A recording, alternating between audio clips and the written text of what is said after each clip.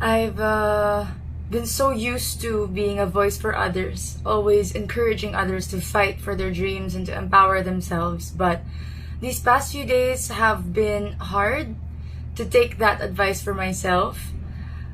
I would admit that I was overcome with doubt and fear of speaking up, and fear of the consequences, fear of what people would say.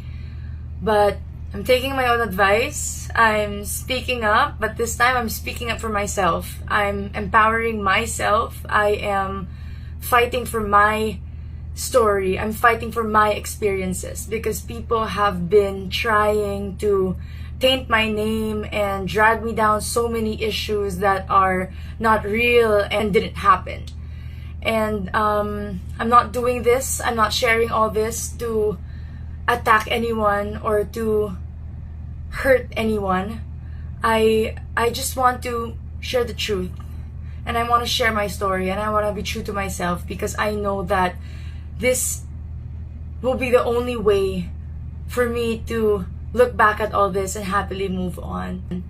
And days leading up to the pageant, I decided to had my whole team tested and stay in my house because we weren't allowed to go out, and I had a lot to learn, I had a lot to prepare for.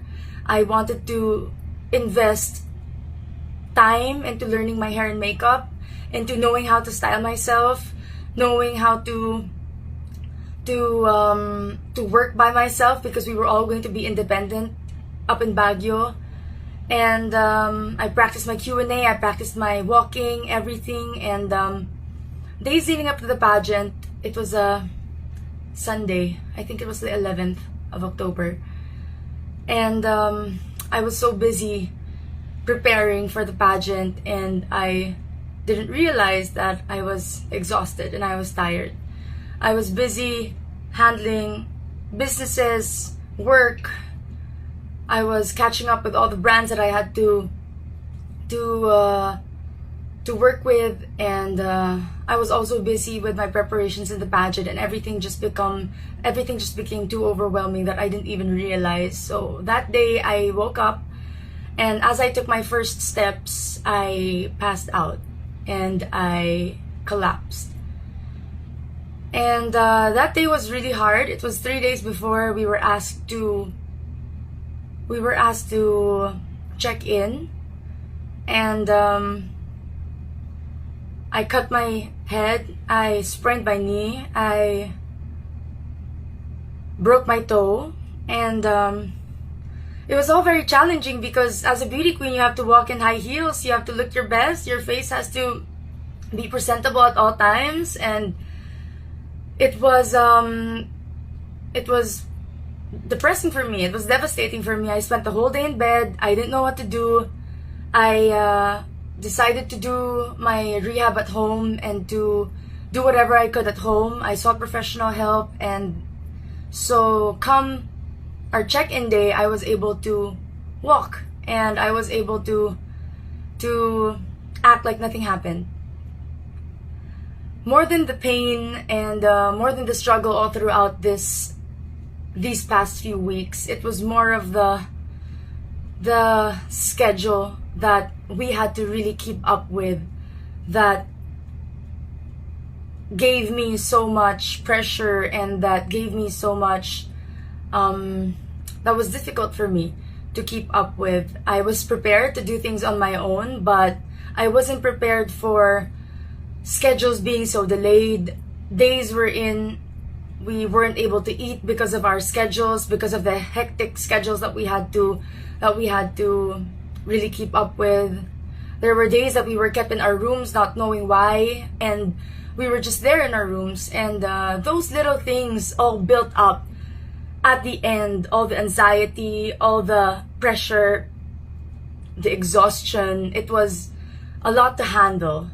We continued on to our activities, and we had the best night of my journey as a candidate, and I had my best memory getting to bond with all the girls, getting to spend time with them because we weren't able to due to pandemic protocols, and we were able to bond that night. I got a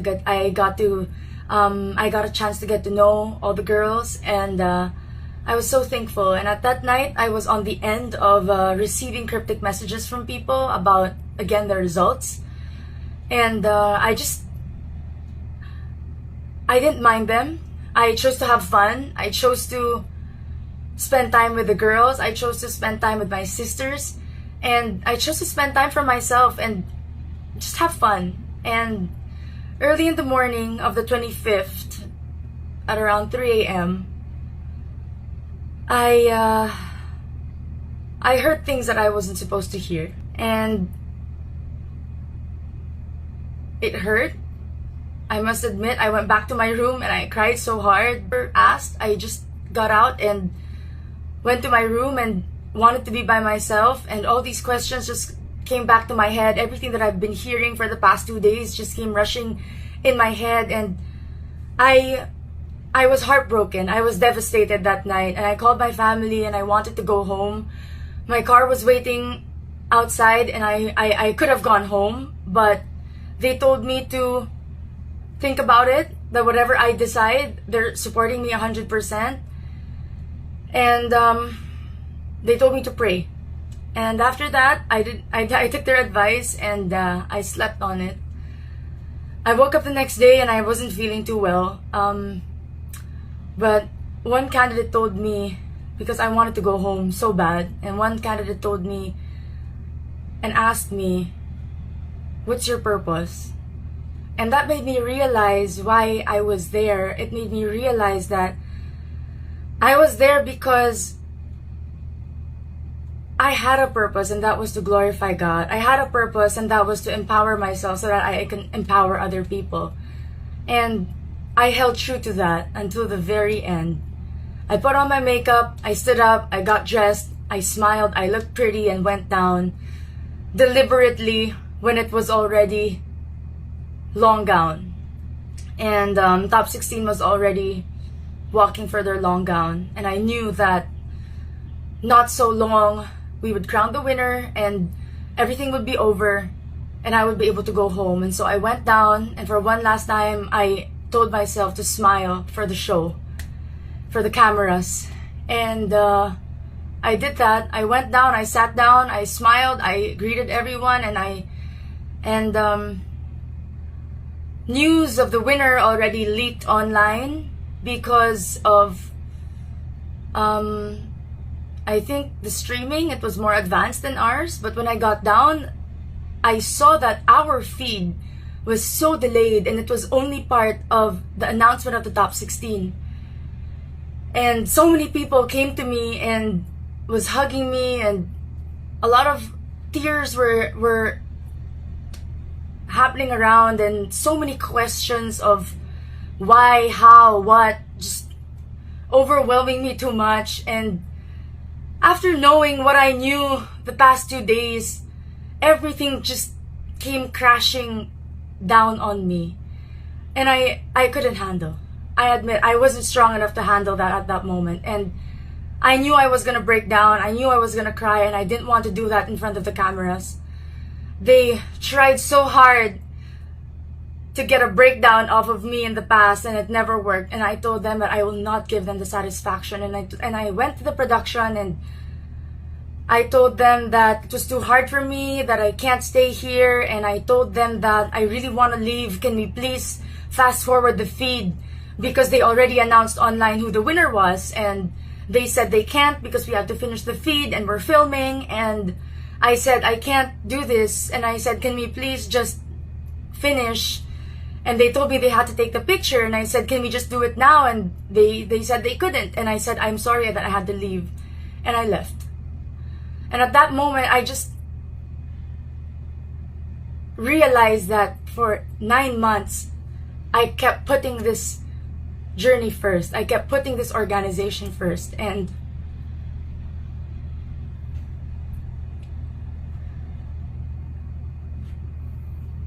it was my time to put myself first. And so I did. And I went to my room. I got the remaining of my bags.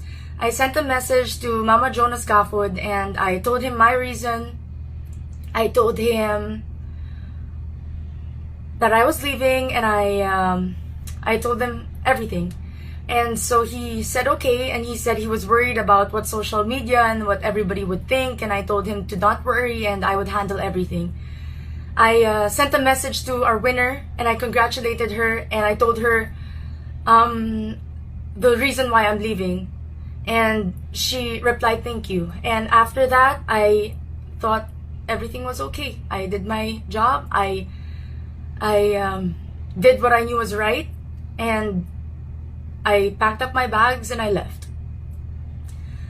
On my way home, I was exhausted and I passed out in the car, and I was just asleep the whole ride. And upon reaching Manila, my family was there and they were telling me everything that was happening online and everything that, all the stories and all the issues that people were making up, and I just couldn't believe it. I couldn't believe that people are capable of such things, that we're in this beauty pageant joining because of our dreams, because we want to empower people, but it's so toxic. The industry, the fans, the bashers, the criticism, everything is just so toxic, and I just couldn't believe it. I was not hurt, I was not angry, but I was sad. I was sad because so many girls just like me dream of this platform, dream of this position, because we know it is meant for something good, but so much people who aren't even connected to the organization are just trying to tear everybody down. And it just saddens me that in the midst of this pandemic, in the midst of a celebration such as a beauty pageant, the first ever Miss Universe Philippines, there are people who have it in their hearts to criticize and to spread rumors and to spread so much lies, and I just couldn't take it. I blocked out social media. I checked out of social media. I decided to take time for myself and to rest and to recover from a very exhausting 2 weeks and trying to get ready to go back into volleyball training and into work and to managing stuff. And I just slept. I slept so well.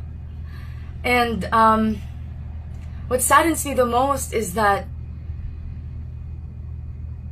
when people were making issues about me leaving and not being part of that photo, the organization knew why. They knew my reasons. They knew I left, but they never said anything. They kept quiet. And now so many stories are circulating, so many issues are circulating, and I told myself that I have to speak up. I have to defend myself. I have to fight for myself because I knew nobody would. And I'm saying this, I'm sharing this because I hope that in the future it would be a different experience for future girls and future queens and future candidates who dream of becoming the next representative of our country. But I also want to take this time to remind everybody that we should stop bashing. We should stop spreading lies and negativity. And it doesn't mean that even though we are free to speak our hearts and our minds and share our passions about a certain topic, that it is okay to bring and take people down just because we feel bad. I never answered bashers online because I respect people's opinion, and right now I hope that they respect mine because this is my story, this is my experience, and I really want to tell everybody that I'm not alone in this. There are a lot of us that wish things happened differently, that our journey would have been somehow better, but we do understand the conditions of the pandemic, and we do understand the hardships that everybody had to go through and the adjustments that everybody had to make just to make this possible. And I just hope that people allowed me to accept my fate and my destiny in my own terms. And I just hope that there were things that I shouldn't have heard. I hope that I never heard them, because accepting failure is one thing, but for it to be mixed up with so much doubt and so much uncertainty towards myself as a human being, as a woman, that was something that I needed time to process and I needed time to accept. I know I'm strong. I know I'm confident. I know I am empowered. But at that moment, I doubted everything. I doubted who I was. And I wasn't used to that. It was a very foreign feeling for me. And so I panicked and I did what I had to do. And I do not regret any decision that I ever made in this pageant. I do not regret joining. I do not regret being part of it. I do not regret leaving. And with everything circulating now, it brings me back to 2 years ago when I answered on the national stage a question about fake news. And I want to take this time to remind everybody of that answer, because I know that it was timely and there was a reason it went to me. And I said back then that fake news is very rampant nowadays, but in order to fight it, we must first know what we are reporting and know that what we are reading, and at the same time be responsible, be accountable of what we say online. I hope that media always filters and uses their resources to deliver true and authentic news. And I want to remind everyone that when I said the word media, I did not just pertain to radio, to TV, to news. I was talking about me. I was talking about you. I was talking about everyone. Because everybody with a social media platform is a part of media. Because you share your personal opinions online and your stories online and your experiences online, and it becomes news. So we are all accountable for what is happening right now in the pageant industry, and we are all accountable and we are all responsible of all the lies and all the issues that have been circulating now, that have been affecting not only me but a lot more people. And I just want to take a stand on this, because the reason why we join beauty pageants is to be empowered and to stand up for people. And if we keep silencing women to speak up about certain things that are hurting them and are bothering them, then why are we here? What is this all for? If we keep telling people to keep quiet and to just accept their fate and to be humble, there is a difference between being humble and being silent. There is a difference between having dignity and knowing what you deserve as a person. Knowing that you have the confidence to fight for something. There is a big difference. You have to be brave. You have to have courage and to speak up in the midst of all this. I had to muster up every ounce of courage in my soul to be able to film this and to be able to come out with this, because it is not only affecting me, it is not only affecting the current batch, it will affect the future of pageantry. And I just want to say that as a queen, as a real queen, it's not just crowns that we should be fixing. We should be fixing society. Because we can. We should be fixing systems because we can. We should be fixing social issues because we can. We should be fixing the future because we can. And that's why we are here. And that's why I am choosing to take a stand. And that's why I am choosing to use my voice. Is because I know I can. And I was meant for something more. And I know that I was meant for this. This may be my purpose, not to wear a crown of jewels, but maybe to wear a crown of thorns. And in both, I'd praise God. In both, I'd be happy. In both, I will use and empower others through this.